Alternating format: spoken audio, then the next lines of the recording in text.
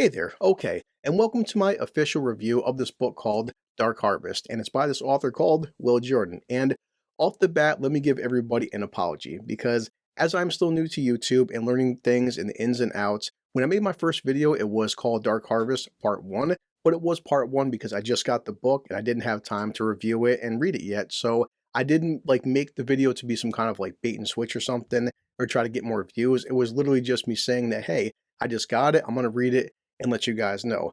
And as it happens, I'm reading the comment section, and one guy was like, yeah, I expect an actual review, you asshole, and waste of fucking time. So, going forward, if I ever do this again, I'll make sure I'll just read the book and give somebody my opinion and my take, okay? So, did I like it? Is it worth reading? Should you get it? And I gotta tell you guys, unfortunately, for me, I thought it was a complete fucking waste of time, and I'm gonna take this lighter, and guess what? Now I got some firewood. Shit, firewood, okay? I'm in danger! And I'm just fucking with you because, for one thing, I know that Will Jordan, I'm going to send him a copy of this video on Patreon, and just to hear his reaction, like, you hated my book, you piece of shit, and...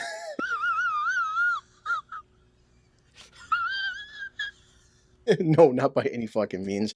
Truth be told, I didn't like this book, I fucking loved it. And to the point where, I'm going to get some brownie points by sending him this video, and yeah, everybody's Christmas is coming up, and guess what? I bought a bunch more fucking copies for Christmas presents, and I had a great fucking time reading this book. This book for me is, what I would call a page turner. It's only, 400 pages, so most people it wouldn't take that long.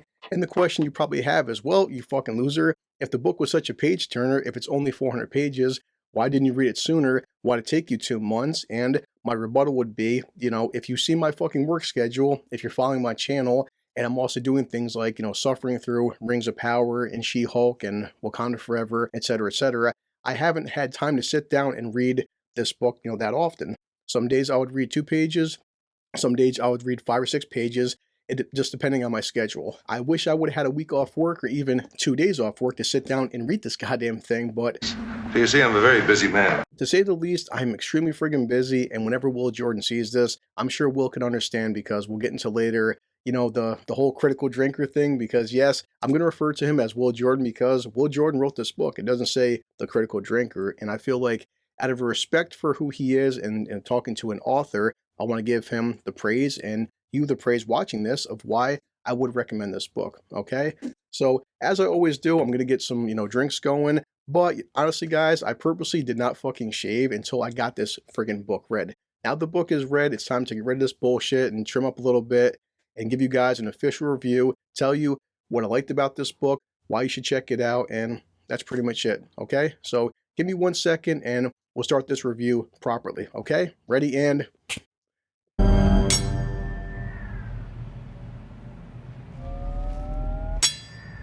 I can't believe that fucking happened. Just 1 second. This usually works. Well, performance issues, it's not uncommon. 1 out of 5. Okay, for real, this time. Ready, and...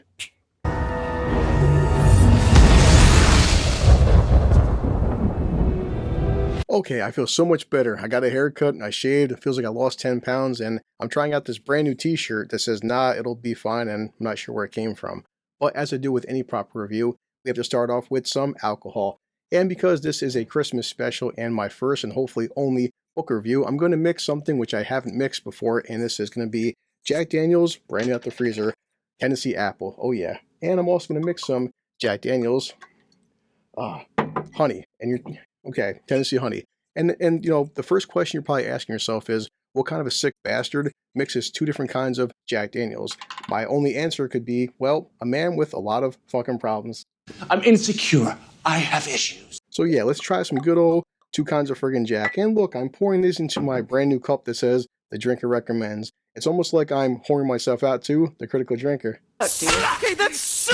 You don't have to... Shame on you! Shame! Okay, ready? Let's get this started.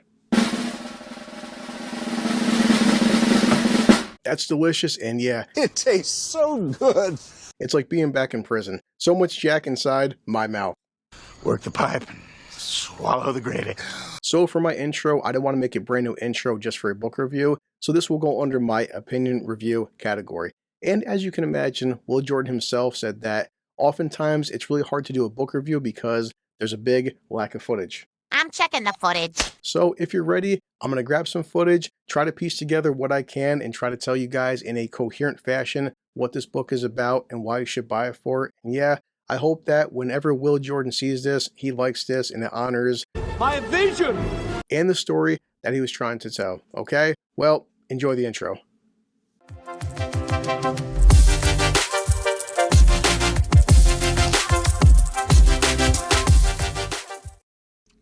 That is great. Okay, what is this book about? Zombies. Why should you buy it for? Why does it make an excellent Christmas present for? He always gives me the best Christmas gifts. If you look in the back, it says right here, horror fans of World War Z, a chilling mystery, an ancient threat, and a race against time to save humanity, inspired by the true events of the Dyatlov Pass incident. The key thing is nobody knows what actually happened, and there's been different hypotheses and there's been different insights of what could have happened, but what's smart is Will puts his own twist on this big mystery. It's a mystery. The prologue starts out with a young girl. She's escaping her village, and I don't care whether it's Raiders of the Lost Ark and the Ark of the Covenant or Tomb Raider. Different cultures throughout history believe in mystical artifacts and different things that they can cause, like curses and stuff. This chest is cursed. You know, the word zombie is never used, but you get the feeling that her entire village died to a zombie outbreak. Zombies? We are unsure how much time has passed, but essentially what makes Will Jordan a good writer is he puts the twist on this real-life expedition team going missing. One of them falls into this mountain crevice, he comes back, he gets infected, turns into a zombie, and wipes the whole fucking team out. He killed them all. Now I think as a writer, Will Jordan is very smart because, let's be honest guys, how many zombie and vampire and werewolf stories have we heard before? It's not anywhere near a new idea. It's not a new idea. It's an old one. When it comes to zombies, I'm sorry. They either come in two categories. They're either slow and fucking stupid or fast and fucking stupid. That's pretty simple, really. Because I know that he's a fan of horror films and the horror genre, and just like me, he's played every single Resident Evil game. He understands the fact that if you make this entire book all about zombies, well, it gets pretty dull fast and then it starts to suck. It's gonna suck. Since the zombies are so one-dimensional, we have to create a story and characters that we care about. And this is a 400-page book, but what's really intelligent is that he waits until a good 100 pages in before we get our first zombie fight and outbreak, and we have to build up the tension and suspense to get to these creatures. We need your showmanship to build up the suspense. So now we have to fast forward the story to Iraq in 2019, and we get introduced to our first main character of Cameron Becker. Well, who is Cameron Becker? As Will does, he's good at writing badasses. He's a military man, he's ex-CID, and the kind of guy that you don't want to fuck around with. Yeah. Yeah, he's a badass fighter. What is Becker doing? He's off his usual assignments of being out there in the field. He's doing a security detail and he's escorting this businessman, but something's up with this businessman, and we learn to find out that he's more than meets the eye. There's more here than meets the eye. Becker is not a fan of this type of work, but he has to admit the fact that it pays money, and you know what? A lot of money. A lot of money. As it so happens, Becker's Explorer gets attacked. It gets flipped upside down, and this is why I like Will as a writer for, because we grew up in the era of 80s and 90s action films, and dare I say modern films like Extraction. Will knows how to paint a picture. He understands how to articulate and to describe in vivid detail an action sequence. Becker, for the most part, does win the battle, but in the process, he does lose his security detail.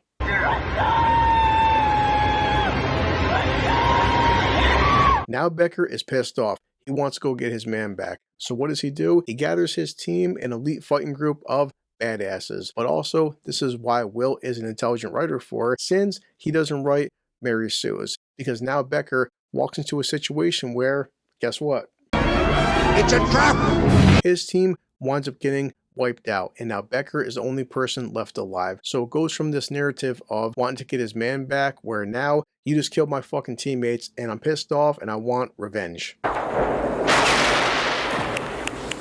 I'm coming to get you. So now we get introduced to our second main character, who is Dr. Lori Dalton. And Lori is a doctor for the WHO, and she's one of those people where she's helping out people that are in these underdeveloped countries and they don't have access to a lot of medicine and clean water and decent food. She's a saint! She hears about an outbreak in a nearby town, So she takes some military guys, they travel to investigate, and we get our real modern look at a small village infected by these creatures and them versus the military. After a well-written battle sequence, things don't turn out that well for the military guys, but Laurie gets to meet Becker, and this is also why Will is a good writer. He's good. Very good.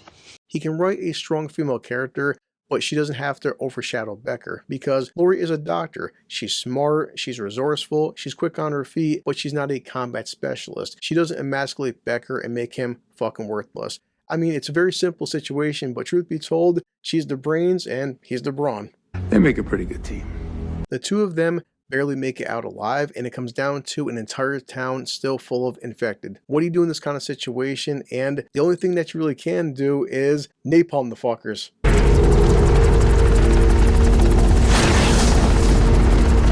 What happens next is something that you would encounter in any kind of pandemic or biohazard situation, where you have Dalton and Becker trying to stop this thing before it becomes this big global threat that can wipe out millions, if not billions of people.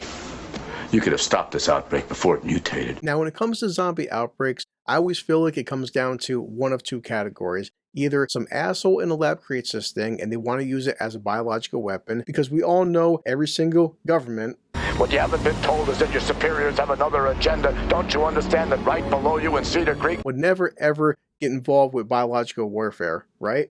there's a biological weapon that they've been manufacturing illegally for the last 30 years? Or some asshole was creating this thing in a lab and the wrong monkey got infected or the wrong vial dropped, but either way, it was an accident, and guess what? Now we're all fucked. We're all fucked. As a writer, Will understands this, so he doesn't make the plot overly complicated or overly convoluted. Breathe, focus, keep it simple. In the final chapter, we get to meet the bad guy. Now it's here. Or should I say, I am. He's given his motivations and reasoning onto why he's doing what he's doing. And I feel that this is Will being a very smart writer, because people would often say that a really good villain is somebody that oftentimes you can relate to and even sympathize with and maybe see their point of view. Because at the end of the day, what is good, what is bad, but merely a simple point of view. Good is a point of view, Anakin. The Sith and the Jedi are similar in almost every way. Every villain out there, and especially the well-written villains, they are not the bad guys. They are the heroes of their own story. I'm not the bad guy. I am not going to spoil this for you, but I just want to say that this character gave me a very similar vibe to Thanos, where, again, Left unchecked, life will cease to exist. I'm the only person that has the will, the fortitude, and just the strength to do what's needed to be done. It needs correction. You don't know that! I'm the only one who knows that. As I'm reading the final two chapters, I can't help but smile in that, you know what? Will isn't picking a topic and something that's new and innovative in a sense. It's been discussed. To say the least, it paints a very interesting point of view. A certain point of view? That's pretty much it. And we've come down to this unwritten rule with social media where if you love something, don't spoil it. And if you hate something, spoil the fuck out of it. So, as I said, I love the book, and I'm not going to tell you the ending. No spoilers. I'm not going to tell you if Becker and Dalton can beat the bad guy, save the day, and stop the evil zombie apocalypse outbreak. We can save this world. And all I can tell you is that buy your own goddamn copy and find out for yourself. Buy my book! Buy my book before it's too late! So my final assessment of Dark Harvest is no disrespect towards Will whatsoever as a writer, but there's nothing complicated in this book. These characters are not complicated. They're not very detailed, but that's not always a bad thing, because I've seen it twice this year in theaters and it just hit Paramount Plus, so I watched it a third time. Possibly my favorite movie of the year, which is Top Gun Maverick. Maverick has a very simple plot with very simple characters. It's simple, yet magical. And they even take certain scenes right from the first film and just copy it into the goddamn second film. People underestimate the power of nostalgia. The reason that Top Gun 2 was so successful is because people often say this term, it feels old-fashioned. It feels like a bygone era of films from the 80s and 90s of good old-fashioned action films when people didn't care about the message. Message? What message? Because it wasn't about politically pandering. It wasn't about pushing some bullshit agenda. It was just about telling a good story. And the thing is, Will, if you look at anything he does as the Critical Drinker, he's all about telling a good goddamn story. It's not hard. Will Jordan writes a good old-fashioned book and a story. And the premise is, well, in this modern era of 2022 and all this pandering and all this messaging going on, sometimes what many of us need is a little old-fashioned. People might just need a little old-fashioned. Okay, I hope you enjoyed my video, and whenever Will sees this, Will, no bullshit, I don't blow smoke. I am a fan of yours, and I love the Critical Drinker, but I also believe in integrity. And if I didn't like the book, I flat out tell you I didn't like the book. And I have no reason to bullshit. I really enjoyed the book, and as you can tell, I bought multiple fucking copies.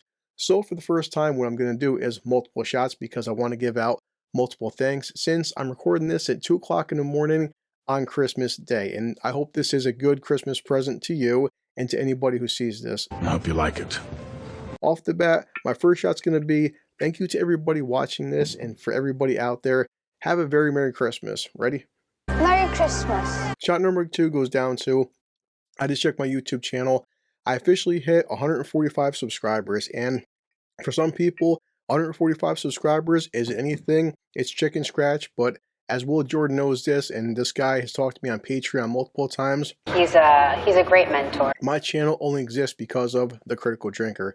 This guy has 1.5 million subscribers, and the fact that he will take time out of his day to write some idiot like me and give me praise and give me advice and give me thanks. He's a legend.